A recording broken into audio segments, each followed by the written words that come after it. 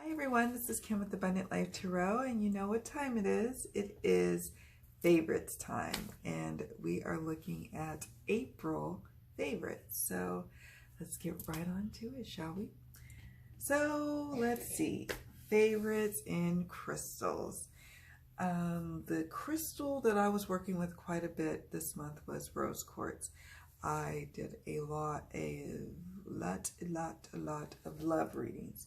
And I always have on my table, it's just kind of got wax all over it, I realize, my rose quartz little pillar here. I forgot what you call this. Just call it a pillar. And then this is my favorite piece of my rose quartz from Madagascar. And I like it. It's got little bits of brown if you look carefully at it. And I love the banding on it. I love this. I love this piece. It's my oldest and dearest piece of rose quartz. And out of this piece, clearly I have a thing for rose quartz. And this one is from this one's actually in my store. It's my last big piece of rose quartz that I'm selling in my store on, I think it's on Etsy. Yes, on Etsy. So I think what I'm going to do is I'm going to start moving towards having more of my readings on my website, Abundant Life Tarot, my reading offerings for my client readings, and have more of my Etsy for my jewelry that I'm making. I need to finally put on there to sell.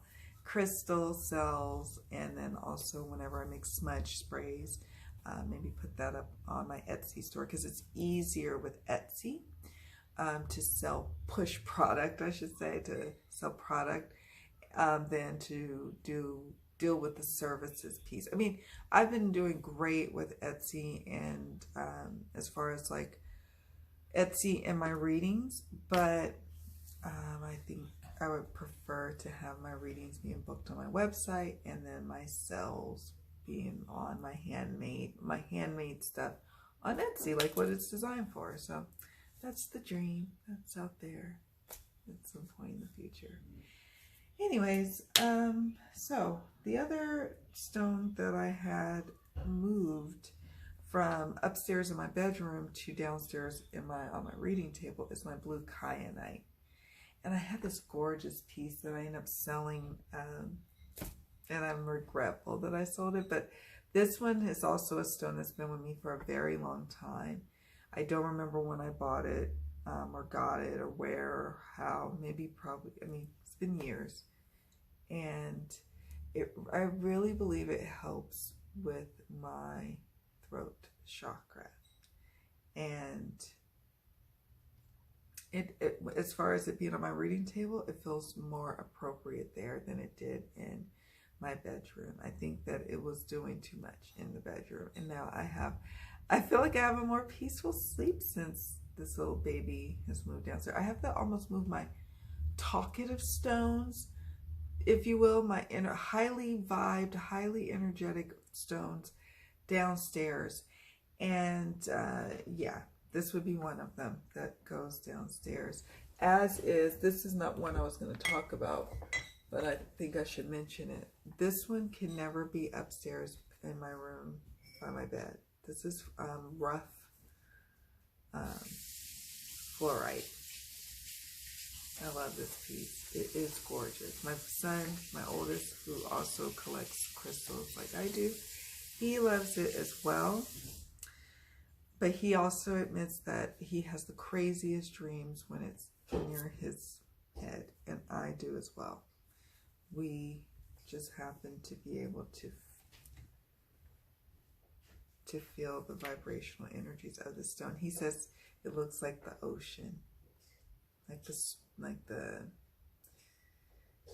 Pacific Ocean churning, and I agree. I love this stone so much, but it's more appropriate for my reading table, my fluorite, my rough fluorite. It is more appropriate there than it is by my bed, as is my blue Kyanite. And let's see, also I forgot to put that on here. Sorry, guys. I make a note of the things that I talk about my favorites because it makes it easier for me to summarize it in the comments box. So, pendulums. I collect pendulums, but I do have a rose quartz one. But I didn't really, to be honest, I didn't really use it. So, yeah, I was playing with rose quartz this month, but that's not the pendulum I went for. The pendulum that I went for, that is a favorite of mine, is a dear friend of mine who I work with. She gave me a pendulum. She said she was called to gift me this pendulum, and I enjoyed like every aspect of the whole process of receiving this gift, from her sweetly placing it on my desk, and her beautiful note, and just the presentation, and then my surprise when I saw it and how much I love pendulums in collecting them and working with them. And she just intuitively knew it was something I want. And then if you look carefully inside there, let me see if I can, there you go. If you look carefully inside, you could see there's little, like, I think it's angelite stones. I'll have to look again. But it was a stone I remember that I really wanted, but I just never came across. And it was so funny that it happened to be in a pendulum that she gifted me. And what I also like about this pendulum is it has the what do you call claw? The clam, not clam, crab claw, like when, like jewelry, when it clips on. So you can hook this pendulum chain to another pendant or pendulum and then have a different pendulum, which I thought was cool, a nice touch. But she gave this to me and it was easy to program, and I get accurate readings from my pendulum. So I know I talk very much about my my card collection and my crystals, mainly my card collection, and that's because that's my main passion. But I also do have a passion for pendulums too. All right, so now that we talked about pendulums, oh, I wanted to do a little shout out to my drum. So I love this drum, and whenever I need to ground in a way that just really, I need to feel it vibrationally throughout my body physically, I use my drum. And I'm not gonna bang it too loud, but I love it, and I pull it out every now and then. I needed it after my jury duty situation that I had going on a couple weeks ago, and this was nice little, let me bang out that weird energy that I collected from the courthouse. So last month, April for me, and that's why this month, the theme for the Abundant Life Tarot group, check us out at our closed Facebook group, but you can, sign up to join us. Check us out there, because we talk about these things. We talk about, the empath's journey, and that's what I'm going to be focused on in May, is my studies into the empath's life, my life really. But, many of us have, highly empathic capabilities and abilities. And sometimes it can get the better of us if we don't, have some built-in coping mechanisms to deal with it. I also have to warn you guys, I ordered a pizza, and so the pizza delivery person may come, and I may have to pay the pizza guy and come back, just to give you a heads up. I just remember that. So there you go. That's definitely a favorite of mine. I pull it out when I just need to feel so good. I want to, give me a good old. I am needing to take this bad boy to a women's retreat. I have not. The reason I was getting it is because I was going to women's retreats, and people have these beautiful drums, and then I got this one, and the artist who created this drum made this with a beautiful butterfly for me, and I just love it. Just love it to pieces. So it definitely is a favorite, and you will see it time and time again in my favorites video. All right, so talked about that. Now let's talk a little bit about books. Let's see. Now, from last month's favorites, I mentioned my library book, The Joy of Doing Nothing, A Real Life Guide to Stepping Back, Slowing Down, and Creating a Simpler Joy-Filled Life by Rachel Jonat.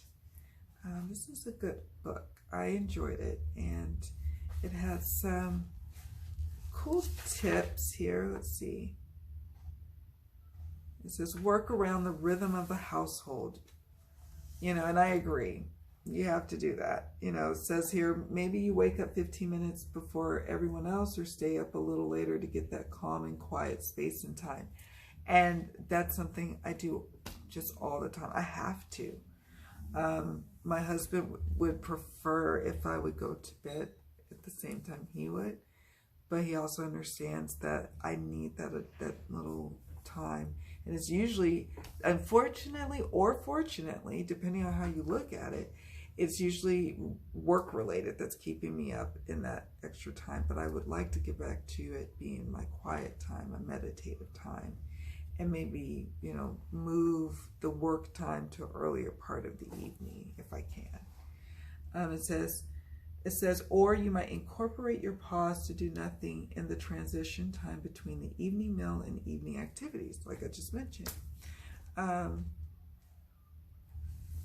And she talks about the art of doing nothing. It's really cool. Like, she talks about asking your employer to incorporate an area, a quiet area for breaks. You know, there's the area, the break room, where, you know, you can have boisterous noises and activity. And then there is the more contemplative area. And I think it's important to have that, especially if you work in an office environment. I really am frustrated with how certain employers or certain offices just totally ignore the need of the introvert or the person who maybe has like panic attack disorders or what have you. And it bothers me. It actually is like a mission of mine. Maybe it's a Rebel Soul mission. It's one of our groups on Abundant Life Tarot. And maybe that's something I need to champion. It annoys me that employers just only really cater to the extroverts, meaning that everything's kind of designed to really foster the extroverts, you know, environment, to make it, you know, make where everybody is collaborating, talking all the time and exchanging, when that is an introvert's nightmare. To, you know, so it's just, it's, I don't know, it's a little axe to grind. So I like this she said that, because I brought it up to my employer and I thought it was important enough to do so, and I think people should do that. It's not asking too much to have a place where people can go for quiet. And not quiet for someone to sit up and lay up and talk on the phone loud. Quiet where people can go read a book. Maybe they have headphones on, that's fine. You know, light little tapping of the keys of the keyboard. But nothing beyond that. Quiet time. And I saw that on jury duty. Jury duty was such a teaching moment for me, guys. I experienced so many different things while I was there those few days. It's kind of cool. And I got to be downtown, and that was kind of fun. You know, I never get to make it downtown. So I got to eat and be in the big, city and high rises, and that's fun. But yeah, it was cool because in the jury room, the jury lounge, they called it, there was the regular lounge part where the TV is blaring and people can, talk and be on the phone, but usually they're not. Usually people are kind of respectful, although there was this one guy who was like maybe 21, 22, talking loud on his Bluetooth in the quiet area, because they had a separate section that was for the quiet area. And I love that. And I'm like, Even the state of California gets it. So, yeah. Anyhow. The other book, speaking of jury duty, the other book that I grabbed was The Awakened Empath, The Ultimate Guide to Emotional, Psychological, and Spiritual Healing by Lunar and Soul, and that's 2 authors, I believe. And I had this book since last year because I had been meaning to do a video series on, you know, the empath's journey and how we have so much stuff to navigate and deal with, and how do we cope with that. But instead I pulled that subject matter in, and I'm going to talk more about it this month in our group, our Facebook group, and on Abundant Life Tarot Premium on my website. All right, so I really like this book. This was super helpful. I picked it up and was reading it while I was on jury duty in April, and got to learn some cool stuff, just even though in the little bit I've read. And so I will probably continue to read this book, and I'll talk more about it in the next favorites video. But I really enjoyed it.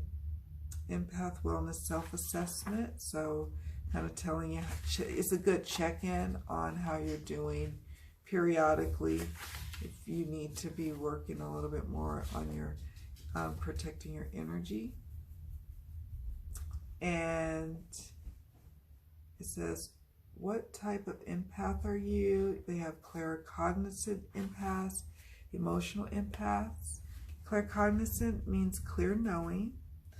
Emotional empaths, it says, you know, well, I'll just read the various ones. Physical empaths, they can absorb, you know, or mirror the illnesses and bodily pains of other people. And physical empaths make highly skilled energy workers, acupuncturists, massage therapists, medical intuitives, and yoga instructors. Fauna empaths, flora empaths, geomantic empaths, astral empaths, psychometric empaths, precognitive empaths, telepathic empaths. I mean, I could give you examples of what those were, but for time's sake, I won't. There's a self-assessment that you can do in the book to find out which one do you lean towards. And I leaned towards the emotional empath. And yeah, so that was cool. And they talk about common empath myths. Being sensitive means being mentally ill. Sensitive is just another word for lazy. Sensitive people are emotionally weak. Sensitive people are melodramatic. Empath friendships and relationships, which is super important. And just society and the empath, setting boundaries, tools, and, you know, different methods that they recommend to utilize in helping you on your journey. I'll just read the back and then we'll move on to text. Are you an empath? Do you feel the agony and the ecstasy carried within people's hearts? Do you experience chronic exhaustion in social settings? Yes, I do. Has anyone ever told you that you're too sensitive for this world? If so, you may be an empath. An empath is a person who absorbs the emotions of others like a sponge and experiences these emotions as their own. While empaths are warm, intuitive, and compassionate people, their high level of sensitivity makes them prone to experiencing issues such as anxiety, depression, and crippling physical illnesses. Under the loving guidance of empaths and spiritual mentors, Lunar and Soul, you will discover how to awaken to your highest potential and heal yourself on the physical, emotional, mental, and spiritual levels as a sensitive being. And they're right. I mean, so far, so good. I mean, they talk about emotional vampires and detoxing and protection, grounding, all of that good stuff. I mean, it's chock full of good information. And so I will be talking more about this book. Definitely by the next favorites video. I'm pretty sure I'm going to remember that, to write that down, to talk about it again. But also I really want to just kind of share my journey of the healing I've been having with this book. All right. The fun part that I love so much, decks. Let's talk decks. First off, I'm going to talk about, like I'm Canadian, but I'm not Canadian. And don't mind me as I take a sip of my beverage.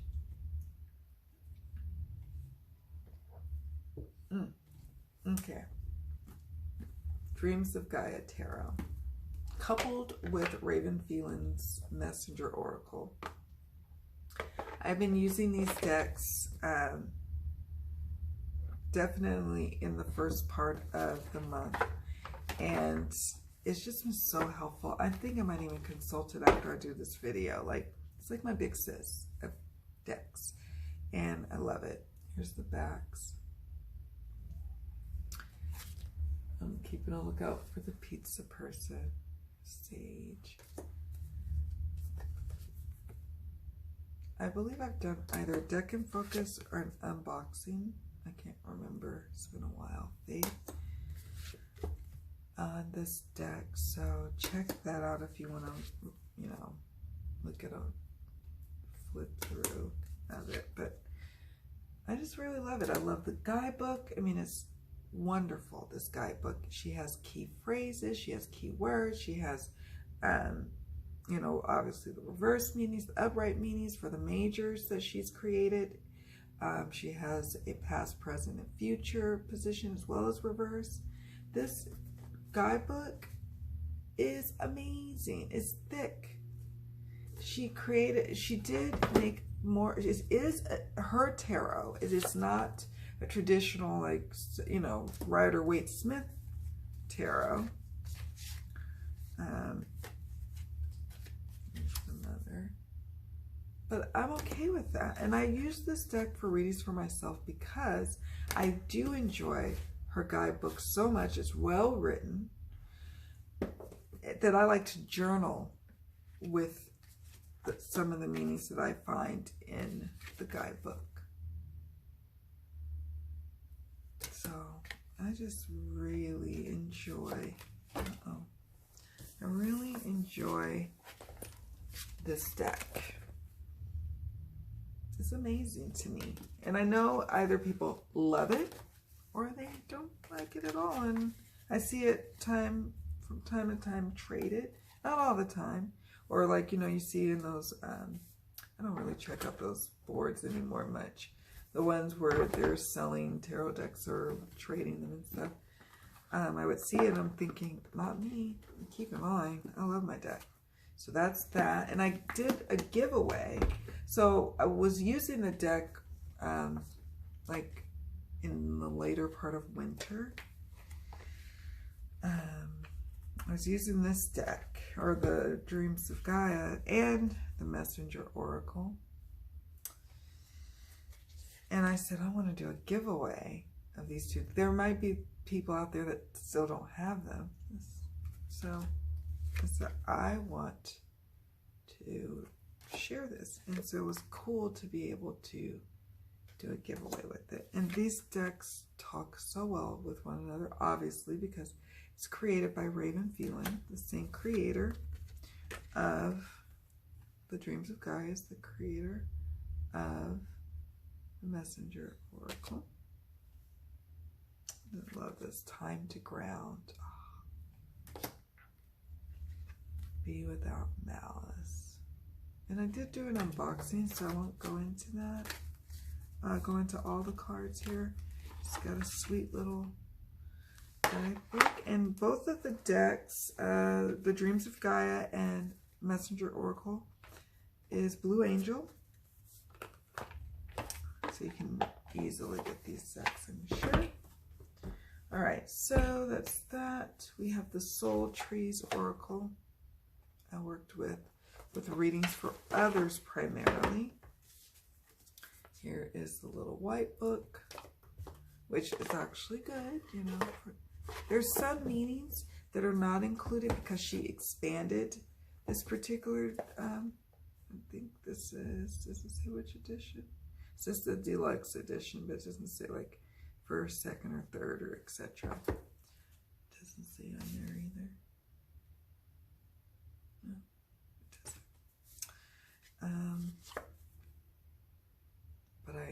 love trees, very much so.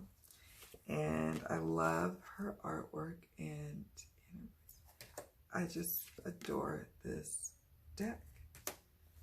I use it oftentimes as a clarifier and sometimes just a deck to accompany other oracles. Resistance.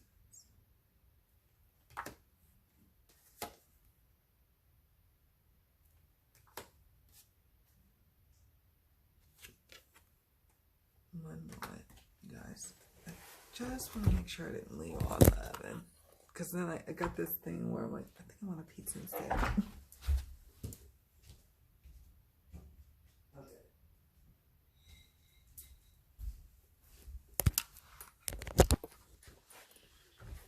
Thank you for your patience. So let's see. Play. Oh, the pizza guy is here. What I'm gonna do, wake me, is I'm going to be right back. So that way you don't have to hear the dog bark and you don't have to be bothered with all of this. I'm back, so I had to cut away for a moment, deal with the pizza situation. Honor yourself. Stuck. Love clarity. Inspiration. Action, but let me just see if I can create. Heal heart and spirit. Weeping willows, pretty. Be open. It's 80 cards, I believe. Yes, 80 cards. So it's a lot of cards to have, you know, to have in a reading, which I enjoy. Those are the backs, reversible. I love an oracle deck that is like tarot size, but I know that's a personal taste. Not everyone prefers their oracles like that, but I do. It's easier on the hands to shuffle. So that's the Soul Trees Oracle cards by Allison Williams Yee. And I love that. I have another one of her decks, and I love that deck too. Okay, let's see. So, let's talk about this one. Along my empathic healing journey, I have purchased the Empathic Oracle. I am actually impressed by the local Barnes and Nobles. I don't usually like to go to big box or, you know, the big stores or whatever, but I was like really wanting this deck, and I didn't want to wait for it to be shipped. I wanted to just have it. It had been on and off my wish list for a while since it came out, and I finally just broke down and got it. So I was like, well, maybe it'll be a nice little deck to work with. I love the way it shuffles. Oh my gosh. The ruffle shuffles like a dream. It overhand shuffles like a dream. And it's a red feather or a shiffer deck, which is the shiffer deck. And you're shielding. That's the card that jumped just now after I was shuffling it. Love it, love it, love it. Like it tells me what I need, and you know, for my empathic self or what my clients may need. I have air. I did do a video unboxing, but I have not posted it yet, so I'm not going to go through all the cards. You've probably seen a couple of videos of this deck, so I'll soon have the unboxing up, so keep a lookout for that. Well, actually, I may have already put it up. No, I already put it up at the Stargazer level at AbundantLifeTarot.com, the premium video edition. So I already put it there. I just haven't posted it to YouTube yet, which I will do. Focus at some point in the future. Stardust. I love this deck. Some people may not appreciate the simplistic art, but I actually like my decks to have different varied styles of art, because this is me collecting art. It's like a gallery, if you will, when I'm looking at my different decks. Oh, look at this spread. So I'm not going to go through all of them, but I really enjoy this set. Here's light at the end of the tunnel. I was very pleasantly surprised. And here's a nice little chunky guidebook. So for a mass-produced deck, it's really, I think, nice. I think it's, I'm happy I have it in my collection. Oh, let me show you the backs. It's gilded. And it's by Steve Wilson and Michelle Matuzis. I love the box too. It's kind of little, it's just like classic shiffer. So cute, right? It's helping me on my empathic healing journey. All right, now let's see. Okay, the Lunar Nomad Oracle. Let's talk about that. So it's 43 cards to unlock your creativity and awaken your intuition by Shaheen Miro with a, so yeah. This is a deck inspired by the Lenormand, and I say inspired because it has additional cards and it's super large. I mean, super, super large. It is the largest deck I believe I have. Pretty sure. Pretty sure. Here's the card backs. If this deck were recreated in a smaller size, I would get it in a heartbeat. It is a wonderful deck. I just find it difficult to use it in larger spreads, or just even like, you know, if you wanted to just do maybe a 6-card spread or something. It just is so large. So what I've been doing with this deck is learning more about Lenormand and just using this is the Fox, using this to focus in on, like when I would do daily draws and sit it on my altar. I did that for like the first couple of weeks of the month. Then it went down to once a week, and now I haven't really been doing any draws at all with it. But during that time period, I got to know the meanings. I, you know, read from this gorgeous guidebook. But I tell you, if the creator would just consider creating a smaller size deck, I would get it too. I'd still keep this one, but I would probably, you know, just use it, like I said, for altar purposes. This umbrella. Just love this deck so much. It's gorgeous. Look at the coffin card. Not your traditional coffin. And a couple more actually. Here's the heart.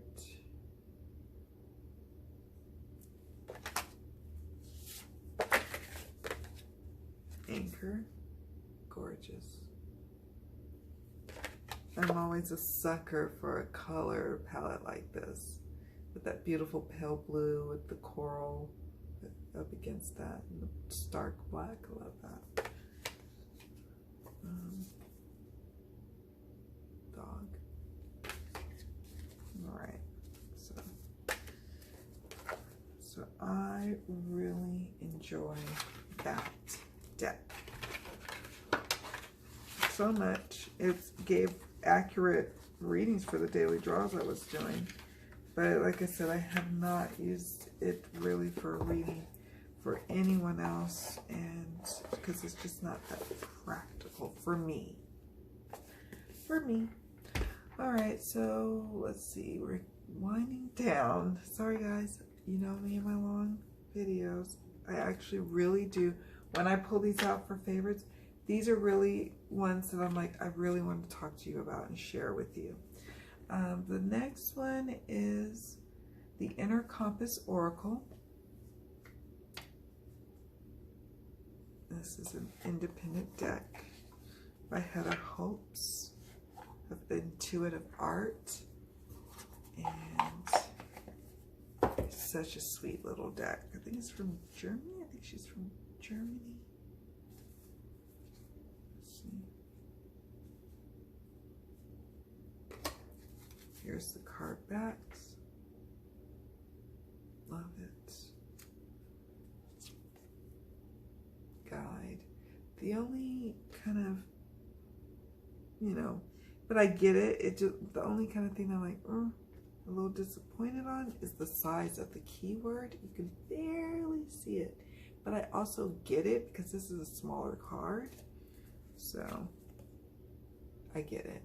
But still, it would be difficult for me to use this in video readings with, you know, unless, you know, I'm zoomed all the way in and it's a smaller spread. Listen. See? The Artist. Communication. Soulmate. And I know I did an unboxing. I'm pretty sure that this is already posted, but I'm not sure. Yeah, not sure. I got it because I love this little sweet little deck, but I got it to go with my Texture Tarot, which is springtime, and I like to bust it out during the spring. Here is the guidebook, or not the guidebook, the packs. Here is the guidebook. And it came in a gorgeous tuck box, but I put the tuck box away because I didn't want to damage it. Here's the Empress. 5 of Cups. 10 of Cups. The Hermit. The Star. And I got it to go with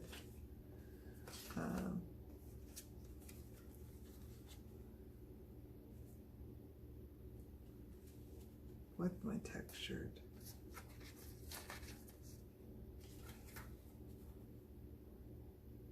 So pretty to me.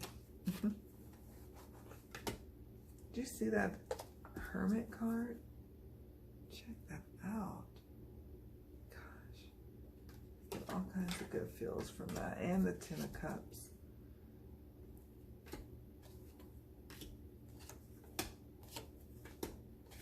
6 of Cups.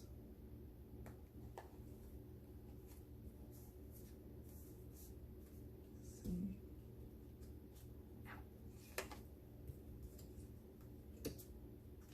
Just really sweet.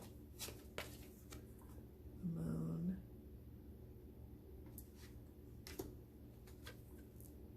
Four of Swords. You know, somebody was like, what do you find challenging about this deck? And I would say, you know, people love the card, you know, love a good thick cardstock, but I don't. I prefer it not to be so thick, and that's, to me, one of the things that kind of is a bummer, but people would appreciate that about a deck. I'm just one of the few that like to riffle shuffle, and it matters to me that the decks are a little on the thinner side. But she did warn us that it was going to be a thick deck when she was creating it, so I still wanted it anyway based on the images, and I'm so happy I got it. So yeah, so what if it's not the preferred cardstock? I still work with it because I like it that much. Okay. Talked about those two favorites, and I've been using the textured a lot for readings for myself and for others. And Inner Compass, the Tarot, and then last but certainly not least, because this video is going on and on, isn't it? Thank you for hanging in there. Thank you also for new subscribers. Much, much love to my new subscribers and my ones who have been with me from day one. Thank you. And thank you for lasting this long with this video. If you don't know anything about me, you'll learn that I love to make long videos, and then I try to every now and then incorporate a few short ones, so you kind of get a little bit of both. And you can always pause and come back to me later, you know, on the video, like such as this one. Hip Chicks Tarot by Maria Strong. I haven't used this deck. I think I used it maybe once for a reading for someone else. And it's also a red feather shiffer deck. But I so enjoy this deck for myself. I think I used this deck after I came home the first day from jury duty. And the trial was gnarly. It was an awful case. I mean, awful. The allegation, I should say. And so I just wanted a comforting deck. I didn't want something getting in your face, telling me what's what. And I just needed a friend who was just like, Kim, let me hug you and be there for you. That's the kind of feel that I get from the Hip Chicks Tarot. There's the backs. And Ace of Think, and Think would be air, or, you know, the swords. I think this is nature. I would assume is Empress. I don't know why I'm drawing a blank. I'm getting tired and hungry. Queen of Create. Queen of Cups, or Wands, excuse me. Create is Wands. Here's the Lovers. It's Matte. Here's the High Priestess. And somehow, I was trying to see if I can find some cups. Oh, here's the Earth. There's the Earth suit. Oh, I see the cups. Here's Ten of Feel, Ten of Cups, traditionally. Here is the Tower. I saw this one. Here is the Four of Think. And here is Strength. And again, it has like a simplistic kind of art style that does not appeal to everyone, but it appeals to me. And it's just something, it's just sometimes the only thing that I need from a deck. I just need, you know, this image, for example, I clearly get what I need from it. And the guidebook is so sweetly written and gentle. This is a deck also for those who want to maybe, you know, ease someone into tarot, especially, you know, if they're, you know, on the younger side or older side. I'm not a spring chicken, and I love this deck. So it's just, I really like it. I really like it, and I'm happy I have it in my collection as well. So there you have it, folks. That is my very long favorites video. Every time I have an intention to make it short, it never ends up being short. So I need to stop worrying about it and just relax.